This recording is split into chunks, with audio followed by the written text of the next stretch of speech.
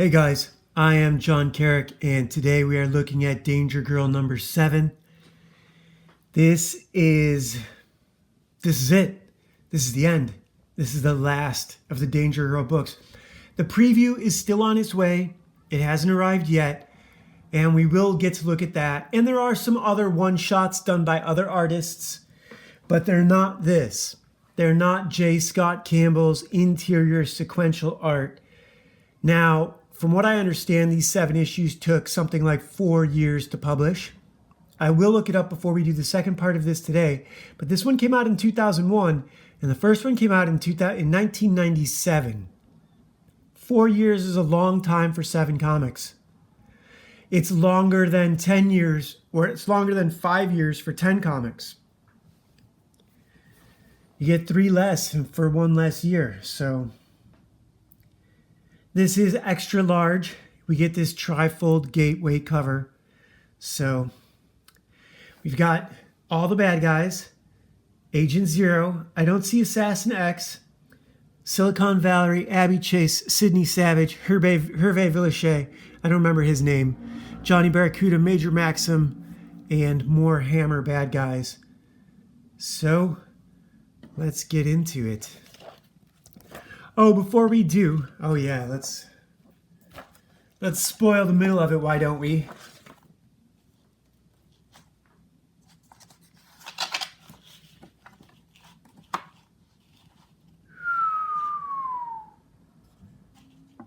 I stand by my argument that this is as good as comic books ever got. Everything after this was a pale comparison. Granted, this is a ripoff of Indiana Jones, James Bond, Charlie's Angels, and what else? Lara Croft. It's everything. It's all stolen, yet it's so stolen and so well stolen that it's original. I will go so far as to say that this is the derivative that beats the originals. Abby Chase is a perfect heroine. And today's Fantasy World Tarot card is the Djinn. The Djinn play a big part in the novel that I'm writing right now. I wrote a new chapter this morning. A brilliant chapter. I'm super proud of it. 1,300 words, almost 14, I want to say. It was either $12.99 or $13.99, something like that. It was a lot. We still have our previously on right here. I'm going to slide this one way off to the side so we can see this.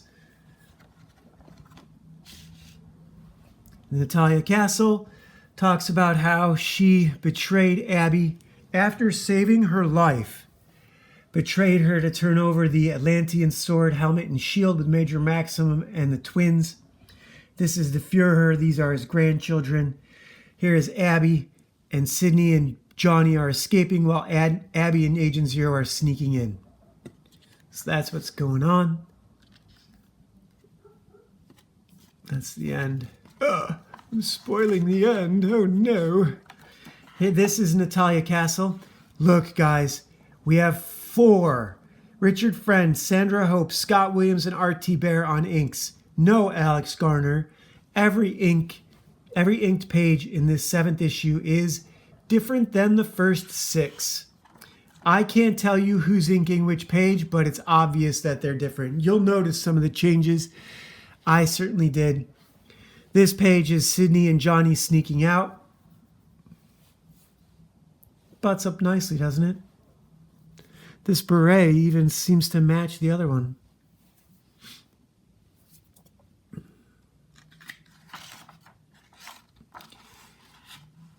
This is the control room where 3 of these guys with fancy helmets are in charge. Abby breaks in, shoots up all the equipment, tells them to get out. She has no problem killing them. She's killed a lot of other guys today.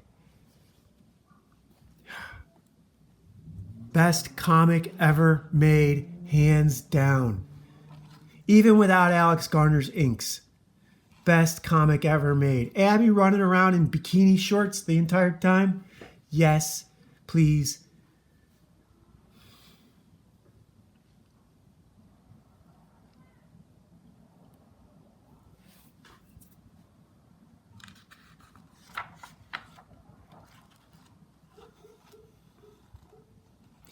Silicon Valley is on the system now that Abby has installed this golden CD.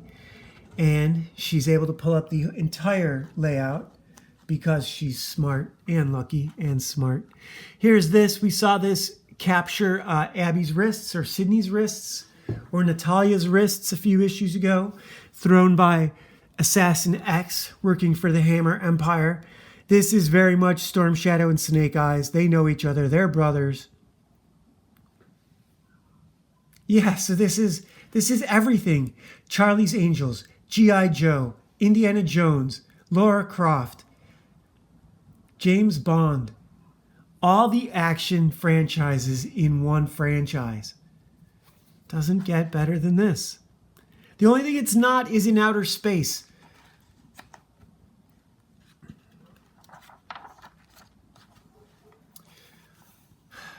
This fight is so intense they have to rip their shirts off and show off their matching tattoos.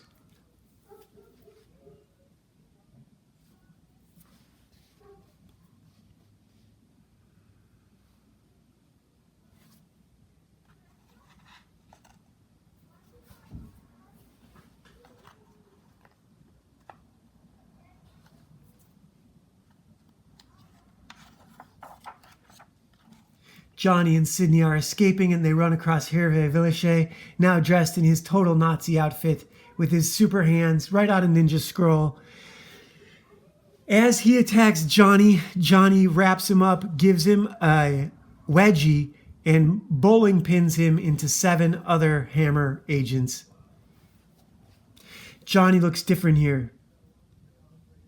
Hervé Villachet looks different here. This is a different inker. I don't know who it is, but this is not Alex Garner. He's a great inker. Might be Art Thibert, might be Scott Williams. I don't know.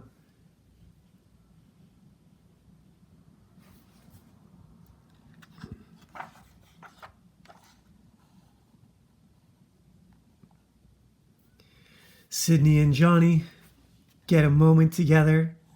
Sydney's hair is brown, not blue-black. The way Conan's was always blue-black. I swear to God, her hair's been black before. Blue-black. Brown here. Brown here. This is Abby opens the door. Again, this is a different inker than Alex Garner. The characters look a little different. I wonder if Sydney's hair has always been brown. I suppose it has, and I just haven't noticed.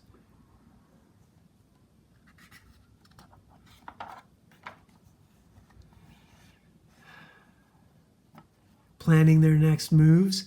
The Hammer is down at this ancient site for their ceremony where they are going to present the armor of Acleus, not Achilles, Acleus, the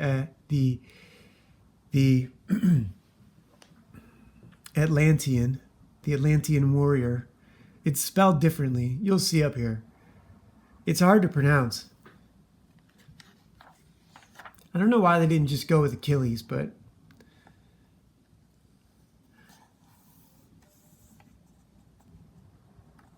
Abby is sneaking down. These guys catch Johnny and Sydney. His name is Dr. Crippler. I don't know what the twins' names were. I don't think we ever got them. Here, the emaciated and ancient Adolf has the armor put on him, and he can't even hold it up. It drops him to the ground, which is kind of funny.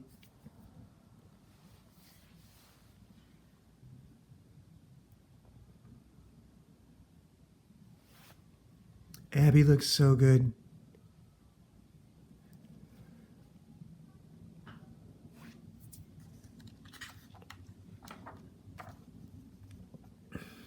So Abby is confronted by Natalia, and here we get some of the best female art I think I've ever seen in my life. The next 4 pages really, really, really are the best. These 2 girls. Wow.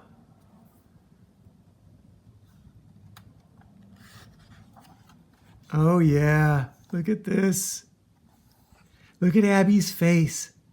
Look at Abby's calf. Valeria's Valeria. Natalia's face. Her teeth. The gun inching toward her head.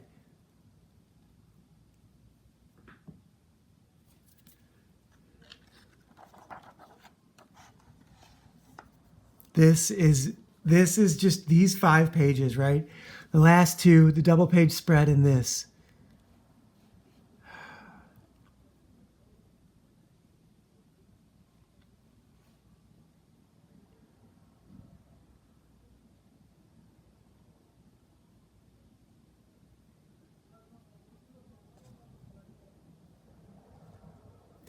So they pronounce the magic words. Adolf stands up with the armor and gets electrocuted.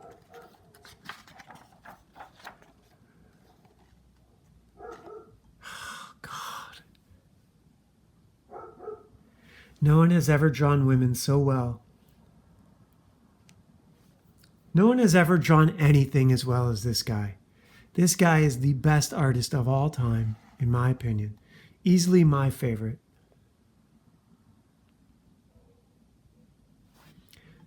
So here is the warrior returned from the dead, Atcleus, not Achilles.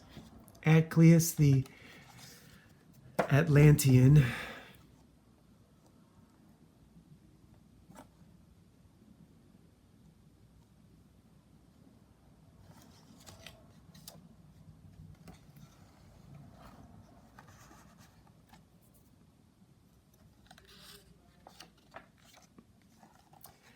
And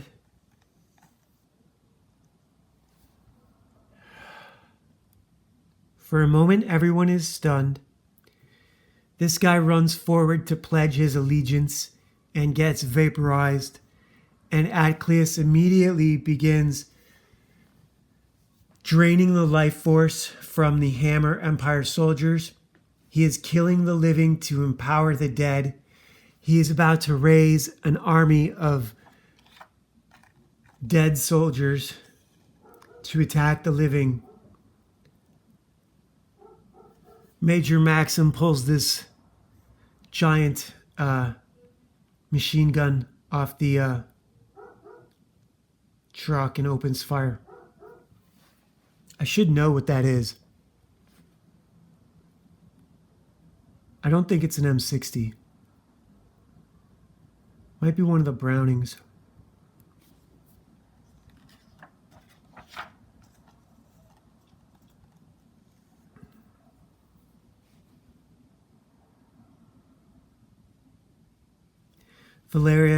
Natalia can't believe that this guy is evil. Abby explains that he's a demon and he's not the Fuhrer. He's not your friend. The Fuhrer throws his sword and cuts off Major Maxim's arm, which still keeps firing like Dylan's arm in Predator when Carl Weathers gets his arm blown off by the Predator. And he drops the Uzi and it keeps firing.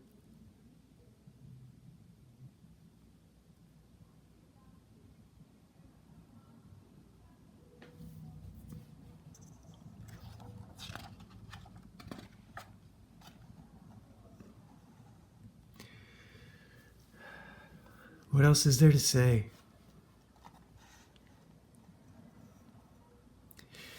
Natalia and Abby are in a helicopter. It looks like a Black Hawk or it looks like an Apache helicopter. Black Hawks are the big carrier ones. The Apaches are the ones that are the gunships. I might be completely wrong about that. It's probably a Russian helicopter anyhow. But look at how good it's drawn.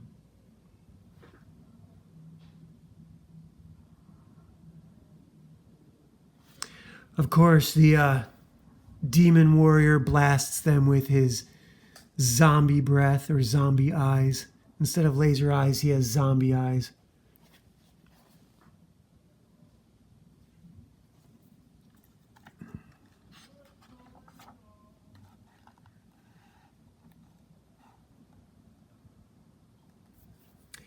They finally get the shot lined up, and Abby cuts loose with a missile. This I am actually using for my ending too, although it's a very different sort of ending, and it's a different sort of flood. But Abby blasts the retaining wall that lets in apparently the ocean or whatever is on the other side of that cliffside, and floods the area. And here's okay. So this is a little bit of a simplistic. So I want to leave this page up. Look at Natalia's face and Abby's face. They're incredible. But we got to move on. We got to move on because apparently the easiest way to beat this guy is take his helmet off. That's all you had to do. And so now he's done because he's separated from the helmet and the shield and the sword, which apparently got washed away in the flood. But Natalia is not going to let this moment pass, and she attacks Abby inside the helicopter. Sydney and Johnny get the upper hand on their attackers. Doesn't Johnny knock out the twins? Yeah, here he does. Sydney elbows Crippler. Sydney is still fighting Crippler. Assassin X and Agent Zero are still fighting on the catwalk. And Agent Zero has set a bunch of explosives throughout the island to blow it up.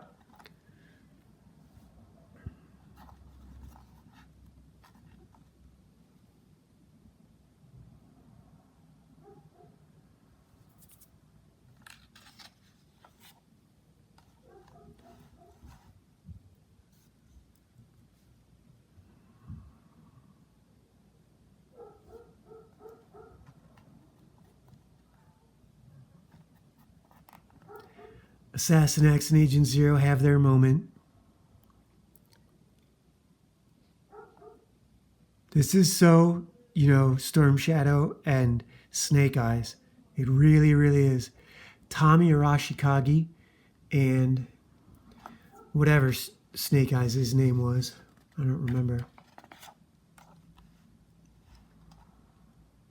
But Assassin X stabs Agent Zero in the chest. Agent Zero lets him go. Look at all these panels. 1, 2, 3, 4, 5, 6, 7, 8 panels. 8 panels.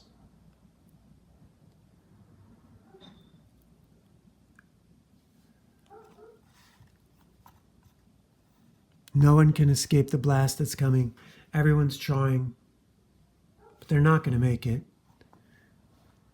Some of them will make it. The bad guys won't. The bad guys won't. Because that's how it always goes down, right?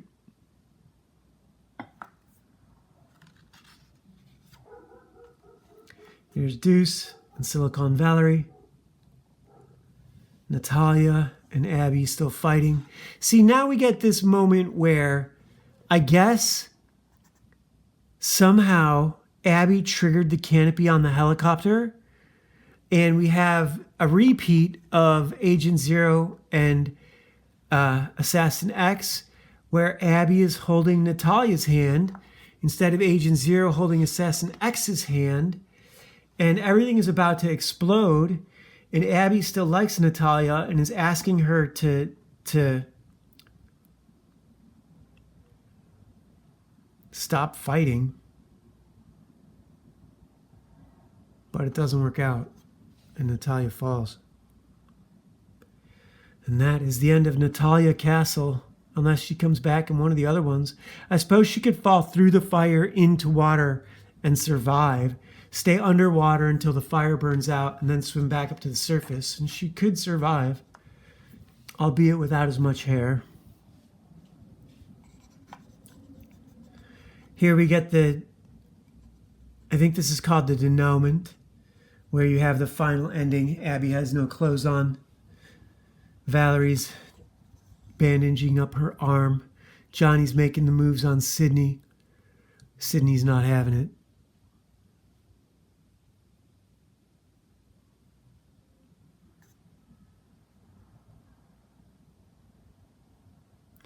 We also have Duncan and this girl who I think was the helicopter pilot. I don't know who she is. Maybe she's back here. I don't know. Anyhow, Agent Zero knows Abby from when she was a child. He and Assassin X, during their conversation, said something like that, and now he is stalking her outside her boat. Major Maxim is still alive, floating in the water, missing an arm. If he's alive, Natalia could be alive.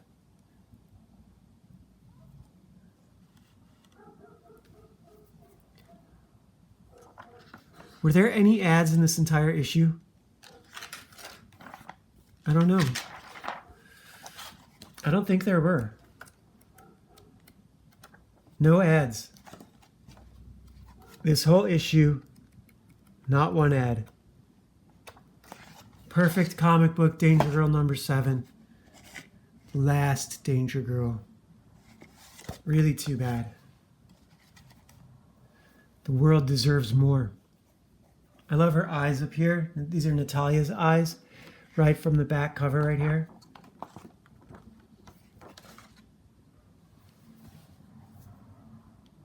All right.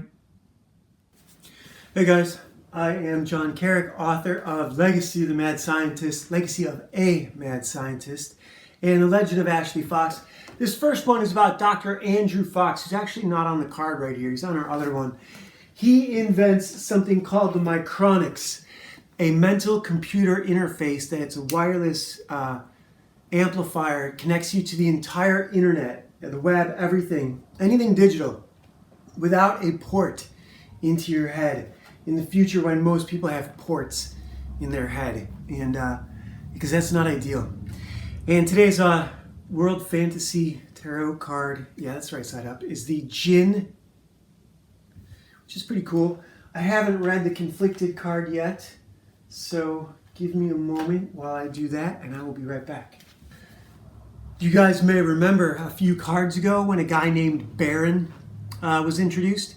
Now he's named a lieutenant colonel in the Marine Corps, and he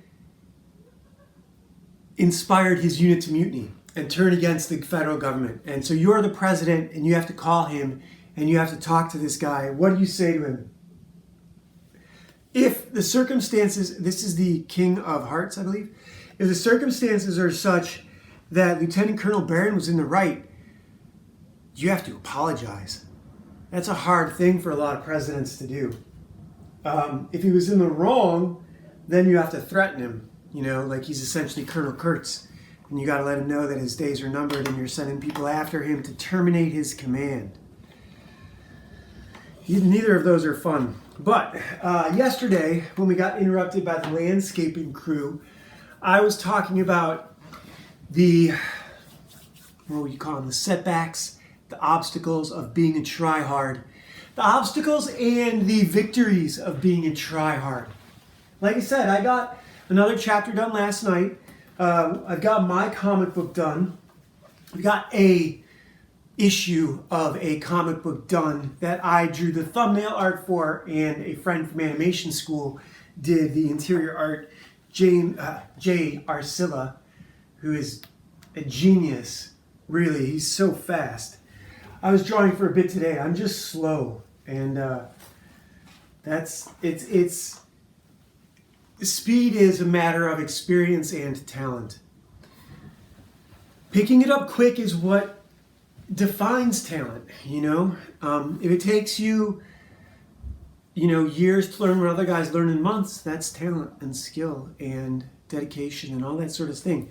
I have skills and natural talent when it comes to writing. This is my natural talent. This is my skill set. Drawing is an indulgence.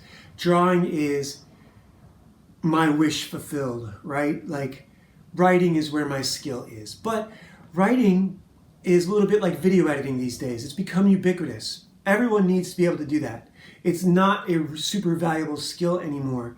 And fiction writing even less so. When you've got things like Grammarly and AI and all that sort of stuff out there, there's a lot of people. I know we're going to get a lot of comic book artists using AI to write their plots, to come up with the ideas for their scenes. And it will come across as disjointed and malformed, and we're going to be going through about 20 years of bad stories. People are going to forget how to write again. And You've seen this in other mediums. You know what I mean? Right now, people in comics aren't writing very well. And it's not for lack of skill, it's for lack of direction. A lot of tryhards are shoehorning agenda into their stories. And what that does is it makes your characters tools, and it makes your comic a tool, and it makes your audience no longer a member of a fraternity, but a customer. And there is a very different feeling when you're hanging out with your friends to when someone walks up to you at a store and says, "Can I help you find something?" It's not the same. And a writer who writes for the joy of doing it is telling a story to his friends. And a writer who writes for a paycheck or who writes nonfiction is usually selling something. And as an audience member, you know the difference, even if you don't know the difference. The audience will subconsciously know the difference if they are being sold to. And that's why so much of Christian fiction doesn't work, because it's agenda driven. Even the greatest agenda in the world, that's an agenda, and no one wants to buy fiction that's going to make them a better person. Even though they know that's what they're going to get out of Lord of the Rings, they know that's what they're going to probably get out of a John Grisham book, they know that's probably what they're going to get out of the great fiction writers of all time, because that's what sells. That's what the audience is looking for, even if they don't go around admitting it. People who go around saying, "I need chicken soup for the soul because I'm depressed," that's very rare. That's a person who is in real pain. That's a person who is in real pain. And in that point, they're probably going straight to comedy. They're probably going straight to stand-up or sitcoms. People who are in pain are watching sitcoms. And that's not what I write to. A lot of comedy is painful and sharp, and it's never been my strong suit. I have a different kind of fiction that I write. It's action, but it's uplifting action. It's rescue porn. I came up with that a long time ago, and that's what I call action movies like Predator. Predator is rescue porn. A horror film is a movie like, there's one with, it's not a horror film, it's a thriller with the girl from, Annette Bening and Kurt Russell, and they're driving across country, and they get kidnapped by, I think this actor's name was J.D. Walsh. He's been in a bunch of stuff. He's sort of a heavyset guy, white guy with a really deep bass voice. And him and a bunch of hoodlums in the desert are kidnapping people and demanding they give them their life savings and then murdering them. And they had done this successfully 50 or 60 times. Kurt Russell is the guy who stops them. Now that's a thriller. It really wasn't an action movie because Kurt Russell is not an action star. He was an everyman who's pushed too far and forced to do something outside of his comfort zone. So that's technically not an action movie. That's technically a thriller like Cape Fear. An action movie is where the bad guys pick with Arnold Schwarzenegger or Jean-Claude Van Damme or Steven Seagal, and they, get more than they bargained for. Commando, right? Where they go after Alyssa Milano, his little daughter. So that's rescue porn, you know what I mean? And that's what I write. That's what comic books are. That's what this stuff really, really is. It's rescue porn. That's what happens every step of the way throughout this story. Every time something goes wrong, and it's in the old G.I. Joe 2. Someone described that as a loyalty fantasy. And every time something goes wrong, there's one of your friends is there looking over your shoulder to rescue you if they can. Because they're living for the chance to rescue you. And that's who action stars are. That's who, growing up, that's who the police and firemen, that's who the Navy SEALs were.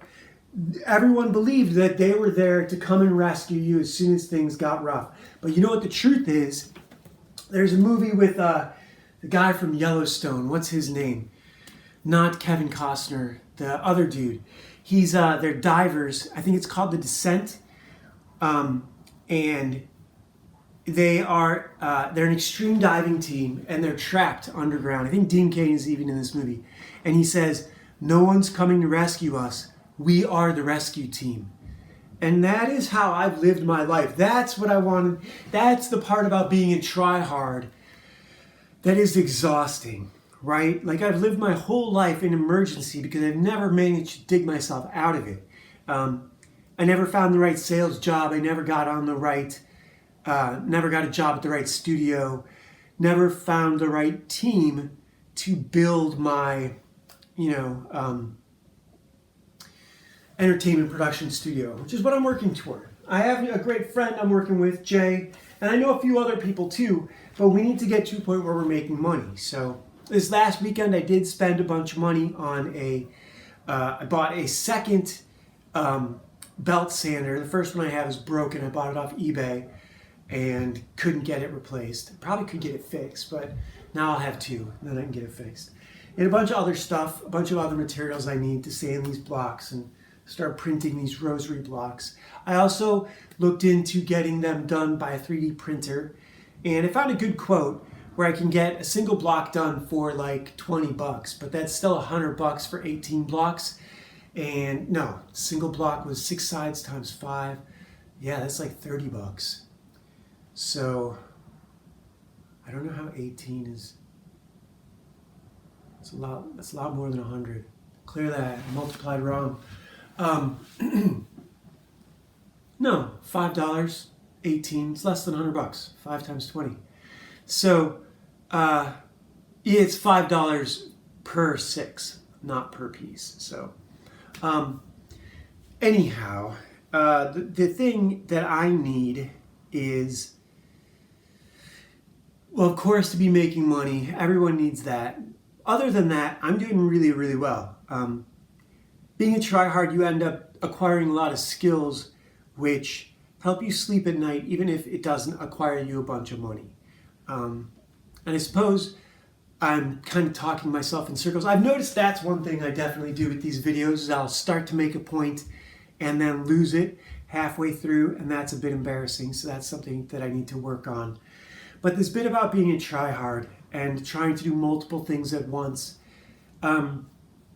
it's important. Any one of these steps, so I'm trying to, have the capability, I went to animation school, and I want to have the capabilities to do a cartoon or a video game from start to finish. So that means writing, penciling, inking, 3D modeling, creating characters, creating a video game, doing audio, in any one of these aspects. Right now, the video game's on hold for some coding that I need. So, but I've got all these other things that I can do. I can have 1 or 2 aspects that I can be held back by, because that's a small expense. And then it gives me weeks or sometimes months of work to do. In a lot of ways, it's not the money that I enjoy, it's the work. I loved doing the 3D model of Mont Saint Michel. I have that entire mountain, that island fortress, as a 3D model that I own. It's not textured yet because Substance is $300 and I still have writing to do and I still have other things to do before I get there. But I have that. You know what I mean? It has basic textures on it. It's not fully textured. The doors don't open yet, but I can run around as a character in it, and I've created that. Now, I bought a version that was garbage for $500, but if I couldn't model it and the garbage version was all I could get, that'd be terrible. That'd be terrible. Whereas now I have a garbage version to compare with my good version, my high-res version, and I've been able to update some things. I've been able to take some pieces of what this other artist did. And I love being alive. I love being me. I love being a try-hard. I love acquiring skills. It's the most fun thing I've ever done.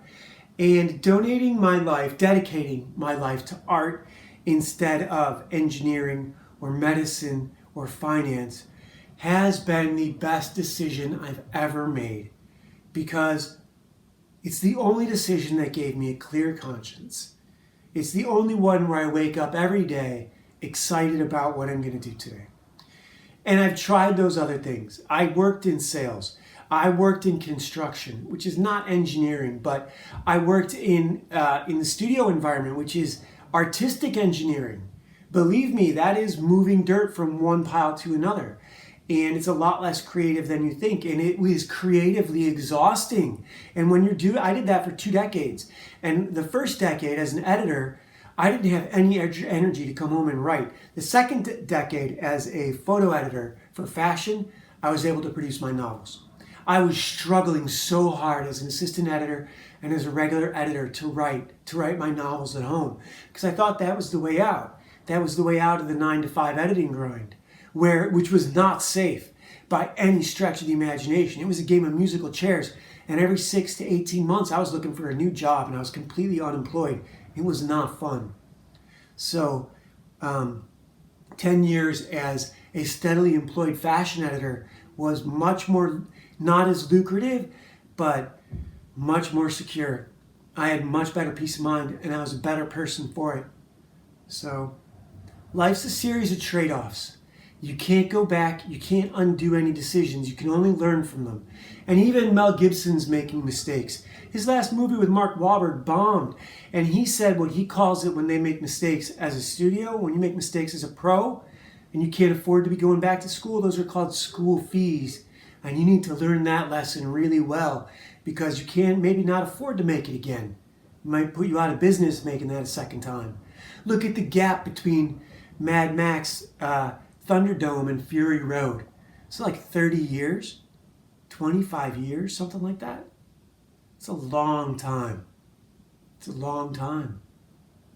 So you gotta be careful. All right, see you guys tomorrow.